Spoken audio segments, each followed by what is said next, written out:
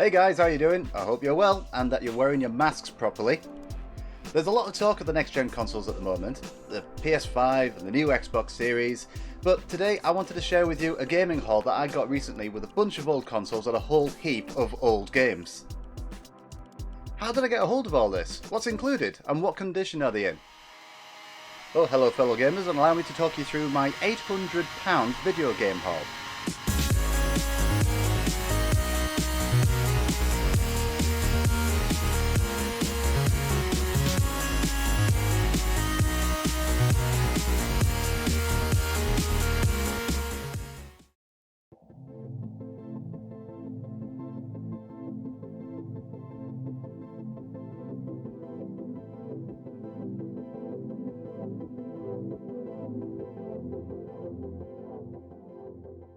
You're probably wondering how I came upon all of this. Well, I was browsing the local Facebook marketplace. It's something which is quite rare for me to do. And I stumbled upon a video game lot costing about 600 quid not far from me. There were a whole load of consoles and games to go with them. Now, I was thinking about it over a couple of days. Now, since we've been in lockdown for a while now, I haven't been going out spending anywhere near as much. And I've rarely been browsing the local gaming shops for pickups, so I was rather tempted by this opportunity. Of course, during that time while I was thinking about it, that price had dropped eventually to about £300, as a few of the consoles and games got sold off in other listings. Now eventually, I got in contact with the seller, and after a few messages finding out what's still included, I agreed to the price, and I went to pick up everything the following day. So you're probably thinking, hang on a minute, you only paid £300, where's the 800 figure coming from? Well, when I was going through everything, I was cataloguing it all so I can put it into my collection. And I just kept a record of the values of the games and consoles at the time. So they're based on like the lower prices that you would expect to pay for everything individually from places like CEX and from Amazon directly. And the total is about 800 quid's worth if I was to buy everything separately. So when I went to pick everything up, I learnt that he's a reseller of video games and consoles, and he's been doing it for quite a while now. Makes me wish I'd found his listings sooner.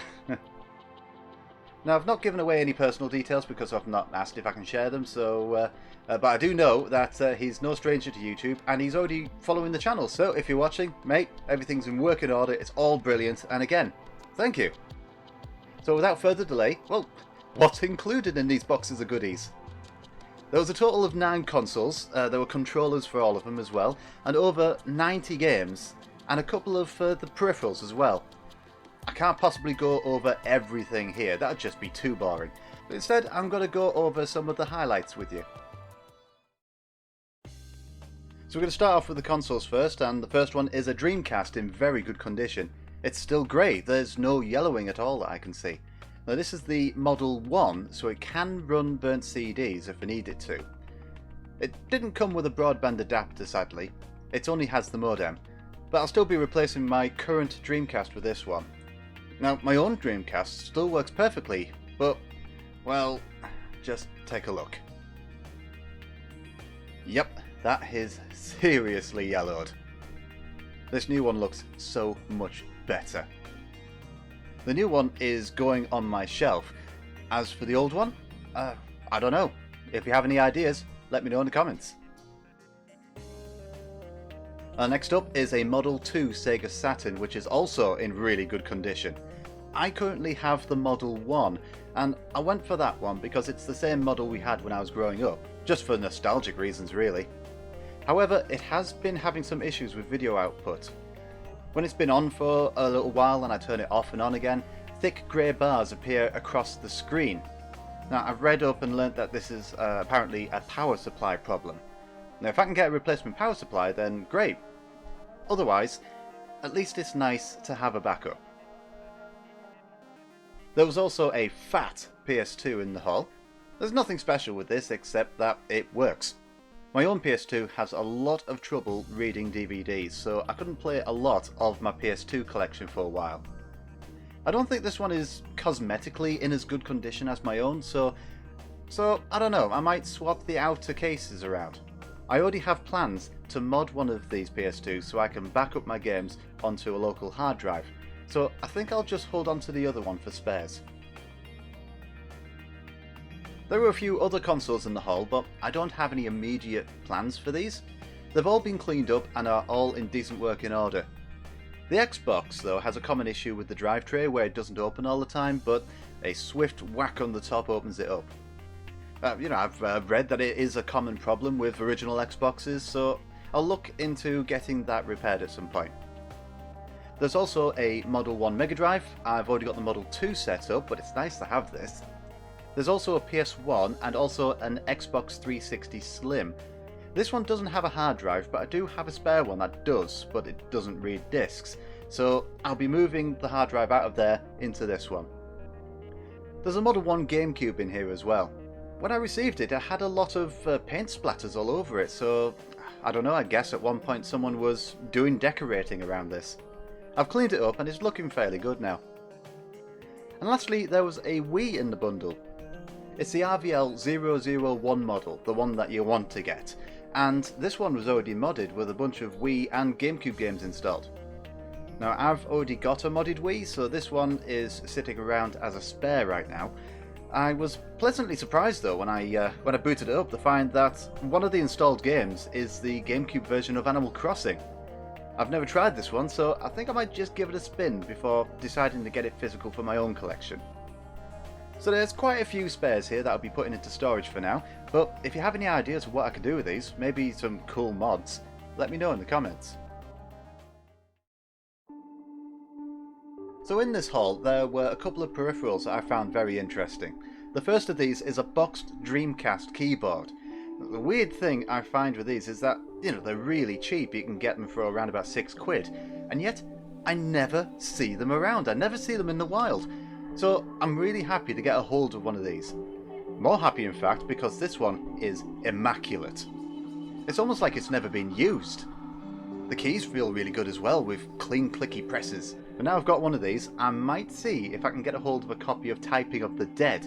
It was never released in Europe, but I hear it's a very good and very funny typing game. Now something that was thrown in with the bundle are these NES wireless controllers. These aren't official, they were released by Acclaim, and they're wireless in that they use infrared to send your button presses to the NES. They were thrown in with a lot and marked as not tested because, well, we didn't have a way of testing them, which is fair. However, I've been able to try them out on my own NES. Now you've got to get the angle right, but when you do, they work just fine. Now the box may be torn a bit, but it's still a great piece of gaming history to include in the collection.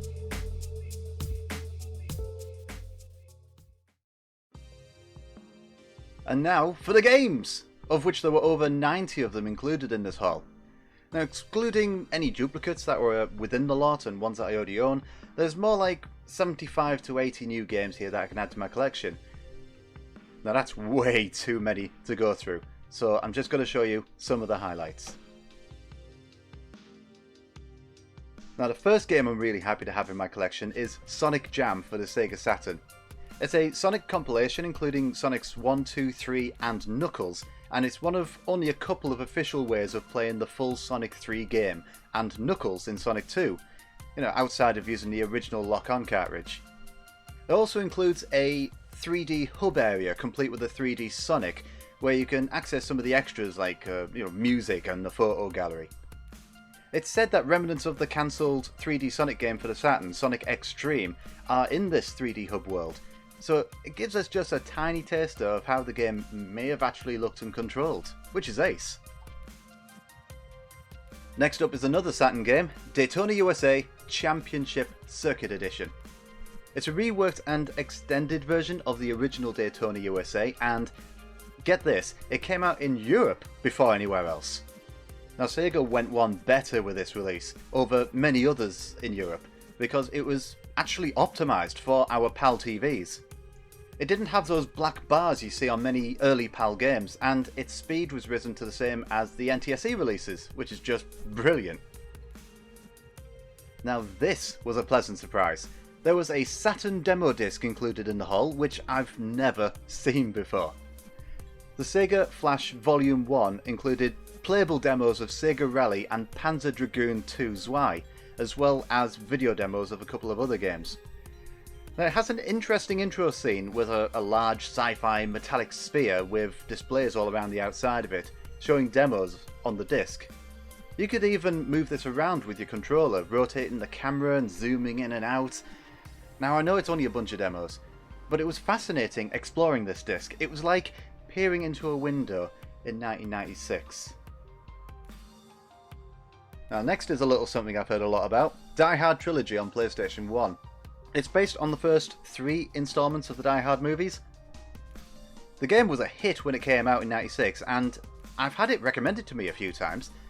To top it off, it can't be downloaded on the PlayStation Network, so the only way to play this, as far as I know, is to have this disc. I've played a little bit through it, but I don't want to get too far into it. Because, well, I've got to admit, I've only watched the first one. I'd best watch the others before I jump into this properly. Now, there was only one Dreamcast game included in this lot, and it was Tony Hawk's Pro Skater 2. I'm sure a lot of you already know it was met with critical acclaim when it was released in 2000, and I'm told the Dreamcast version is one of the better ones out there. It's interesting that this was included at this time because Pro Skater 1 and 2 has recently been released on current gen consoles, so there are plenty of people now enjoying the series all over again. Now, I have to admit, I've never played a Tony Hawk game before this, so you'll have to forgive my poor gameplay. So lastly, another title that was recommended to me a few times was Time Splitters Future Perfect, this time on the Xbox.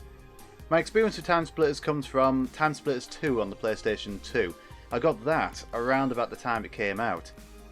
Now, having had played GoldenEye 007 and Perfect Dark on the N64, I noticed straight away that it was using more or less the same engine, and Future Perfect is more of the same.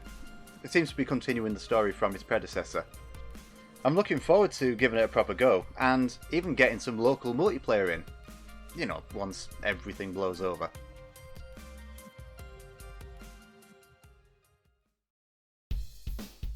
Now, those were just a few of the highlights from the haul. I've got a photo here showing all of the other games which came in the bundle.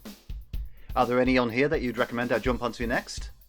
And maybe you've got 1 or 2 ideas of what I can do with all of those spare consoles. Let me know in the comments down below. And as always, you know, give us some feedback on the video. Liked it, hit like. If you didn't like it, hit dislike. And of course, there's always that subscribe button if you want to see more. But anyway, thanks very much for watching, and I'll catch you all next time.